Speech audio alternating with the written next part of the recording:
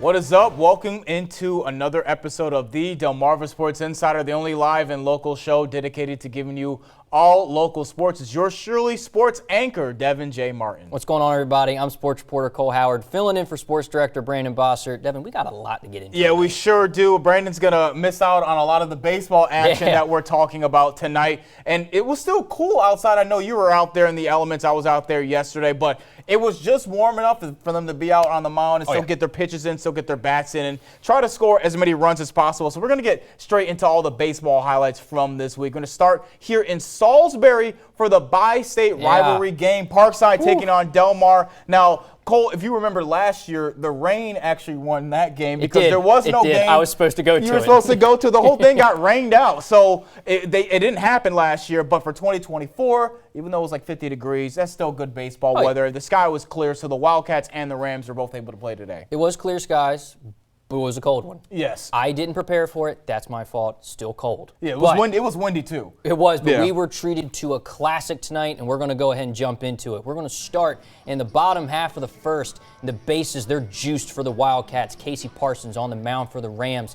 Right here, you see the pitch. He's going to get him swinging, getting out of a bases-loaded jam, strike three. But Delmar would keep knocking at that door. Kane Niblett, he's going to drive one into right field, and that is going to score the first run of the game. He's going to come around, no throw at home. He's a peacock. You got to let him fly. He's flapping his wings, baby. That's right. Fast forward, funny. Parkside down 3-1. Hurley at the dish. He drives it to right field. One run is in. The tying run, Kanan Knapp, he's going to come around third, and he is going to be safe at the plate. Throw is not in time. We are tied at 3-3. Yeah, the home fans were definitely in for a treat in this was a game. good one. So, Cole, we got to move up to the top of the seventh. Rams up 1. Can they win it? 2 outs, and Ray Joseph gets a piece. He drives it past the shortstop, and the tying run comes in to score. The lead run coming in around third, and he is safe. Delmar retakes the lead in the 7th. Now, the Wildcats had a chance to end it. 2 outs, ground ball to second. Joseph throws to first, and you're going to see crucial. Right here, that's a routine throw, but nope, a little off target. The tying run comes in, and we're tied up again, this time at 5. So we got to go to extra innings. It's still a 5-5 game. Blair Davis puts it on the barrel, drops it into the left field. Matthias Ford coming around third. He's going home. Let's see if he can get head first slide. No throw. That's it. He's safe. Delmar takes the lead. They actually go on to win in a final score of 8-5. So let's further break this game down, Cole. You were at the game. From the highlights, I know you told me that there was a couple errors that called this game that caused this game to go a little longer than it was supposed to be. This game started at 7. Yep. The game itself didn't end till like 10 o'clock. So it's almost a 3-hour ball game. It was a 3-hour ball game, especially in the cold, in the wind. But the Wildcats making that error on that throw to first base that could have ended the game earlier on. That could have sealed the deal for Delmar. Now, they ended up getting the win anyway over Parkside, but why do you think this game lasted as long as it did? Do you think it was more about the errors, or was just both teams making plays at the right time? The errors definitely played a factor into it, but at the end of the day, it was just two incredibly talented teams just constantly exchanging blows. But that routine ground ball to second, he was off balance when he threw it to first, but you had more than enough time. That's when you take that one hop and you throw it to first, and you would have been just fine. Yeah, it was a little off target. But Parkside, they had a chance to close it out. They didn't. Everyone had a chance to close out and get the win, but no one could. But after that time, that run came in to retake the lead 6-5.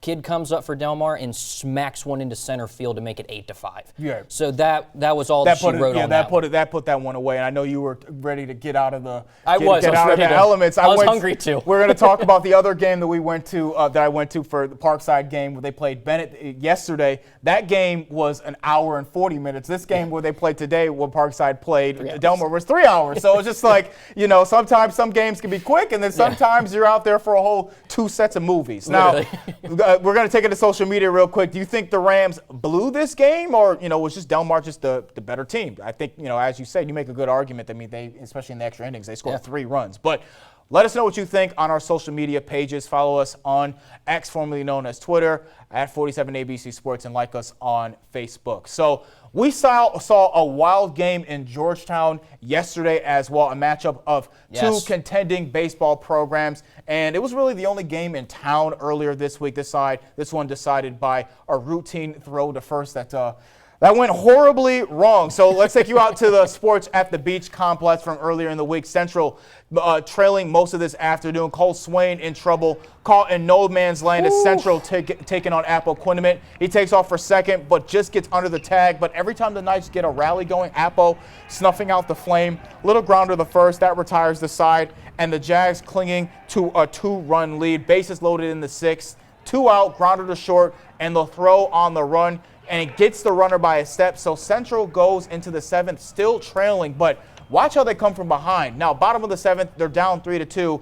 Apple, bases loaded and 1 out. The 3-2 pitch is swung and missed right there. So the Knights down to their final out. Apple has the ability to, close the game right here, but Peter Onashak at the plate. He hits it back to the pitcher. The throw to first is way high. Look at that. Here comes the winning run. The Knights win in an improbable fashion. Sussex Central defeats Apple 4-3. What a game. We just saw the I don't know where he was throwing that, baby. We saw the bi-state rivalry game decided maybe by a bad throw to first, but this game was 100%. That was way over his head. Now we're going to stay in the Henlopen, though. Sussex Tech, they took on the Smyrna Eagles yesterday in a rainy afternoon. Ravens, they have a chance to strike while the iron is hot. 2 runners on, 2 outs. You're going to see a chopper to third right here in Hunter Strauss. He's going to play a little Gunnar Henderson impression right here. Throw to first is going to be in time. That gets the out, and they're out of the jam. But the bats would not be denied tonight. Jeremy Vest was shutting them down left and right. He retired the side 4 straight times. This kid was Ric Flair wheeling and dealing. 2 outs, though. No one on, and this time he's going to get Patrick Oliver looking right down the plate. He misses it. Look at that. Oh. And it's going to go straight into left center field. It's gone. Yep. It's gone. That's it. Right there, he's going to come home. Watch this, though. They got a great celebration. They're going to give him a big old hat right there, baby. That's what I'm talking about. That's the first run of the game, and he drives it in. But keep it going. This one right here, it's a wild pitch. You hate to see stuff like that. Wild pitch. He's going to come in. Throw is not in time. That's going to be the last run of the game as Sussex Tech would hold on, take a close one in a final score of 2-0. Yeah, those are really close games as well. Obviously, Sussex Tech being able to come away. Yeah, Smyrna was playing a good game. They were, but, someone had to win, and Sussex Tech came away 2-0 winners. So we got to go back over to the Bayside. Yesterday, the home of the Clippers. Bennett playing host of the Parkside Rams. Before I let you go on this one, I wanted to say I've been to a lot of games at Bennett in the baseball field. They never had the scoreboard up. No, they don't. Yesterday, for the first time in my time working here, they had the scoreboard working. So shout out to the Clippers for having the scoreboard working, so I knew what the score was the entire time. The defending champs, they've fallen behind early in their matchup with the city rivals. The Rams were down 2-1 and after the 4th. With a runner in scoring position, the Rams wouldn't be behind for long. This hit right here, right down the alley, and they are going to stay tied at 2-2.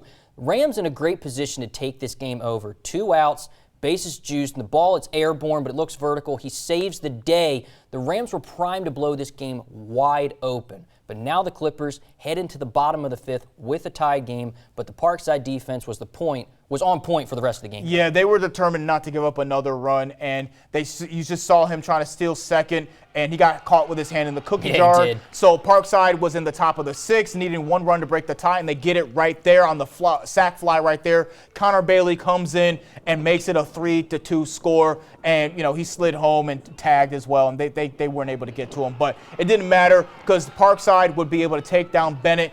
Bennett tried to get a comeback going. The double play right there basically put Bennett's back up against the wall, and then this hit to base hit right there. They got him at the second base. This game was over, so the defending champs coming out of this one winners. Now, pitcher Chase Shepard had 8 strikeouts in that game, and he told me that the team's pitching and fielding, really its defense, is what can take them back to the title, and he has a lot of confidence in the Parkside defense. The expectation is always to repeat. If we could be as good, if not better, as a team last year, that'd be the greatest thing in the world. But yeah, the ultimate goal is to repeat. I kind of just delivered. My defense backed me up greatly today.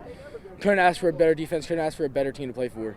No, I firmly believe that we have the best defense in the state of Maryland. We work on our defense every single day. There's nothing really that we could have done better at the defensive side. So yesterday, the defense was great against the Clippers, and you hear him say that he has a lot of confidence in the defense. You don't have to say he's not lacking confidence. But the defense today against the Wildcats in the bi-state game rivalry game wasn't as good. But Delmar's not in Maryland, so I don't have to really Yeah, worry about it. He said they have the best really defense matter that in much, yeah. Maryland, so they got to play other Delaware, you're Maryland good, teams, you're right? fine. So, that's hopefully they, it's just one game, but they played very well yesterday, and they still had a great fight against Delmar today. Now, that's going to do it for the A block. We're going to take a commercial break, but when we return, we preview the Delmarva Shorebird season, and they're finally back to put on a show for the Shore, so don't go anywhere. That story and more when the Delmarva Sports Insider returns.